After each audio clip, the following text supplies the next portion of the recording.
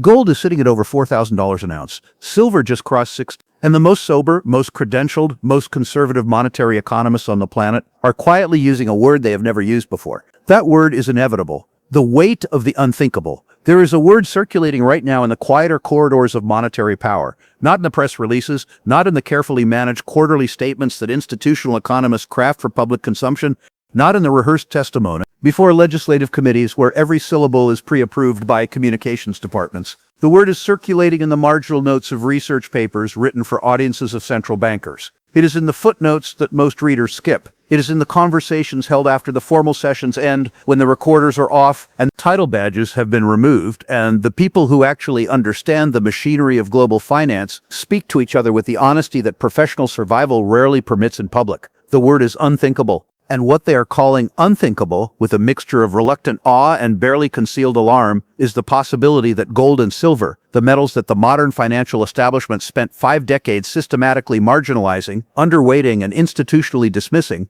are standing at the threshold of a revaluation so sweeping, so structurally total, that it would reorganize the hierarchy of the entire modern financial world. They are calling it unthinkable. And history, which keeps better records than any of us and carries considerably more patience than the markets, has a very specific answer for the people who call inevitable things unthinkable. History says, watch. Before we go any further, I want to spend a moment with that word because I think it is one of the most important words in the vocabulary of genuine financial transformation. Every truly significant shift in the monetary order, every revaluation, every paradigm collapsed, every moment when the foundations moved and a new reality settled into place was called unthinkable by precisely the people who had built their careers, their reputations, and their mathematical models on the assumption that the existing order was permanent. Snorts. It was unthinkable that the British pound would surrender its role as the world's reserve currency. Then it did. It was unthinkable that the United States would simply walk away from its international gold obligations abruptly, unilaterally, without warning. Then on the evening of August 15, 1971, on television, and did exactly that.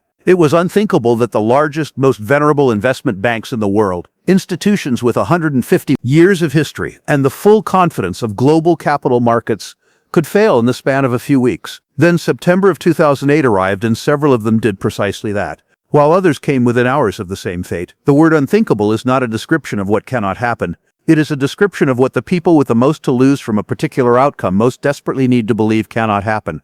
And it is therefore, if you understand how to read it correctly, one of the most reliable leading indicators available to the investor who is paying genuinely honest attention. What is about to happen to gold and silver is unthinkable to people who constructed their intellectual lives on the assumption that the post-1971 fiat currency system, the dollar-dominated global reserve architecture, the debt-fueled expansion that has been running continuously and with increasing velocity since Nixon closed the gold window, is a permanent feature of the landscape rather than a historical episode with a beginning and therefore an end. Those people are not foolish. They are not dishonest. They are simply, and this is perhaps the most tragic version of being wrong, too invested in the world as it exists to see clearly the world as it is becoming. You are watching this, which means you are not in that position. And that difference, the difference between seeing clearly and seeing what institutional comfort requires you to see, is about to matter more than it has mattered at any point in the last 50 years. Let me take you to a conversation in a quiet office in Zurich, Switzerland, in the early years of the century. A conversation that, had it been widely reported at the time, would have seemed eccentric at best and mildly alarmist at worst, but that now, viewed from where we stand in June of 2026, describes with almost uncomfortable precision the world we are actually living in.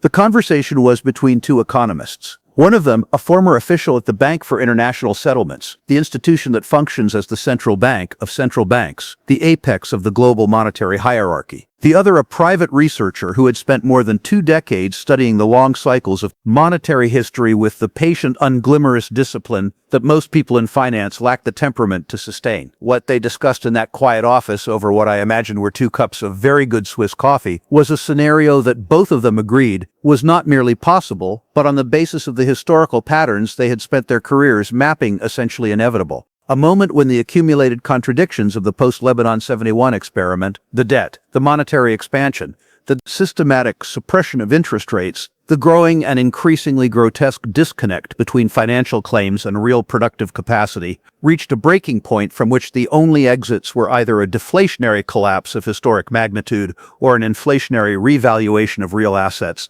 that would leave precious metals at the center of whatever monetary order emerged from the wreckage. Neither of those men published that conversation, It remained in the category of things that serious people understand, but prudent people do not say aloud. But in the 20-year sense, the conditions they described have not eased. They have not been managed away by clever policy or resolved by the natural corrective mechanisms of a functioning market. They have intensified. The debt has grown to levels that would have seemed like satire to any economist trained before. The monetary expansion that followed 2008 and then exploded again in 2020 went beyond anything those two men had modeled. The suppression of interest rates reached levels actual negative real rates across much of the developed world. That would have seemed like science fiction in any economics classroom before the turn of the century. And now in the middle of 2026, the contradictions they identified are not approaching a breaking point. They are at one. Here's what that looks like in actual numbers, because this is a conversation that deserves data, not just atmosphere. Gold is trading at approximately $42 per ounce as we record this, up more than 23% from a year ago. Silver is trading near $67 per ounce, having risen over 84% in the last 12 months alone. Those are not the numbers of a quiet market. Those are the numbers of a market in the early stages of a structural repricing. And yet, and this is the part that should hold your attention, the analysts who understand the full picture are not saying the move is over. They are saying with increasing conviction and decreasing willingness to be privately diplomatic about it, that has barely begun. J.P. Morgan has published a price target for gold of $630 by the end of this year. Deutsche Bank is at $6,000. UBS and Societe Generale are at $6,000 respectively. These are not the projections of fringe analysts operating outside the mainstream. These are the house views of the largest and most carefully credentialed financial institutions on the planet. When J.P. Morgan and Deutsche Bank are calling for gold to approach double its current price within months, the word unthinkable has quietly left the building. But north. I want you to understand something that the price targets alone do not capture. The forces that are driving this are not temporary. They are not the product of a particular geopolitical moment or a short-term imbalance in supply and demand that will self-correct when conditions normalize. What we are witnessing is the convergence of multiple structural forces, each of them substantial on its own, each of them accelerating and each of them pointing in the same direction. And the investor who understands why, not just what is positioned very differently from the investor who merely observes the price movement and tries to time the trade. The first of these structural forces is central bank behavior, and it is worth spending some time here because the data is extraordinary and its implications have not yet been fully absorbed by the broader investment community. Central banks around the world added over 100 tons of gold to their reserves in 20. That was the third consecutive year above 10,000 tons, and it extended what is now recognized as the strongest sovereign gold accumulation cycle since In the first quarter of 2026 alone, central banks purchased 244 additional tons, running above the 5-year quarterly average, even as the price continued to rise.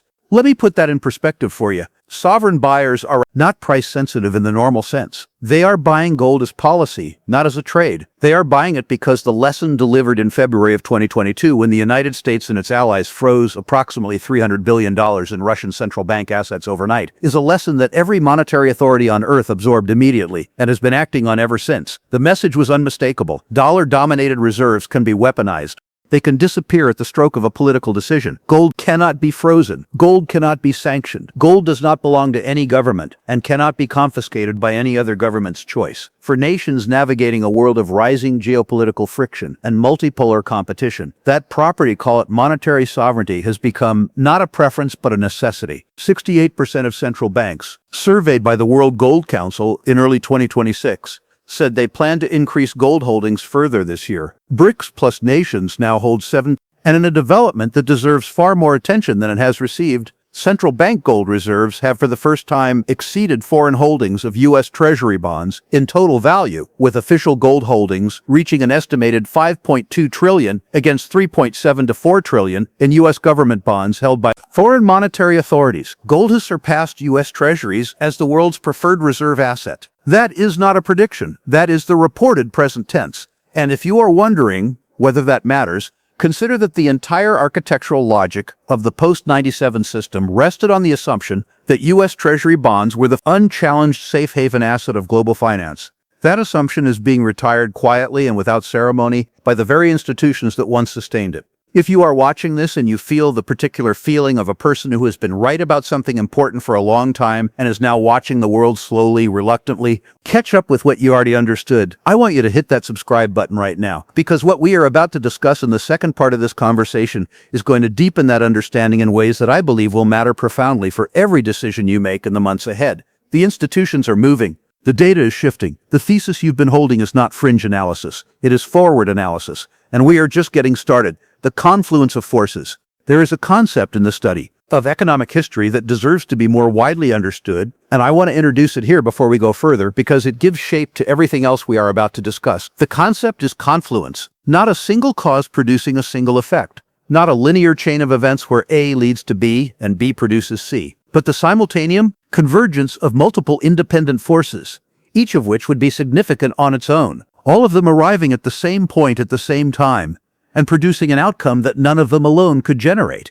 Monetary systems do not change because of a single cause. They change when enough forces converge at once that the existing order lacks the capacity to absorb them all. We are at such a moment, and the metals that are positioned to benefit from it are for reasons both ancient and remarkably contemporary. Gold and silver. We have established the central bank dimension. Let us now add the dollar's structural challenge, because it is not separate from the central bank story. It is in fact the same story viewed from a different angle. The dollarization of global trade is no longer a geopolitical theory or an academic projection. It is a measurable, documented, ongoing reality. The dollar share of global reserves has fallen approximately 14% since 2002, with a decline accelerating meaningfully after bilateral trade agreements conducted in non-dollar currencies are multiplying. Nations that once held U.S. Treasury bonds as their primary reserve are diversifying with increasing urgency. And the reason, as we noted in the first part of this conversation, is not abstract anti-American sentiment. It is the entirely rational calculation of sovereign institutions that have watched one government's foreign exchange reserves disappear in an afternoon and concluded that their own dollar-denominated reserves carry a risk that was not visible in the pre-2020 world, when the incentive to find an alternative becomes existential rather than merely economic. When the question shifts from should we diversify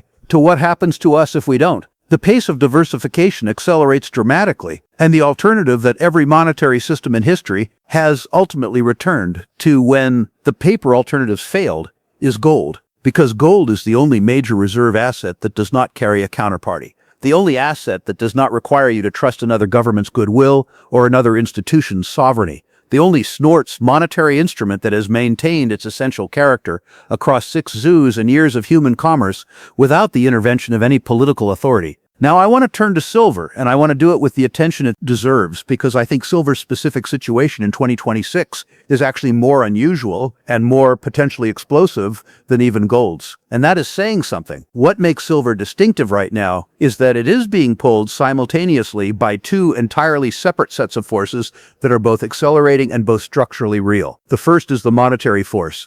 Everything we've been discussing, the dollarization, the institutional reassessment of paper assets, the movement toward hard assets that cannot be manufactured by a central bank's decision. Silver participates in all of that. It always has. In every monetary crisis in history, silver moved in the same direction as gold, though often with more volatility and ultimately more magnitude. The second force is industrial demand, and this is where silver's situation becomes genuinely remarkable. The global transition to clean energy is not an environmental aspiration. It is one of the largest industrial mobilizations in recorded human history. SNOR's International Energy Agency has projected that meeting global climate targets will require the installation of solar capacity that is multiples of anything installed to date. Every solar panel requires silver not as a luxury component that can be engineered out at sufficient cost pressure. Silver is embedded in the photovoltaic cells that make the conversion of sunlight to electricity possible at the efficiencies that modern panels achieve. It is in the electrical contacts. It is in the components that nobody outside the industry talks about, but without which the panels simply do not function.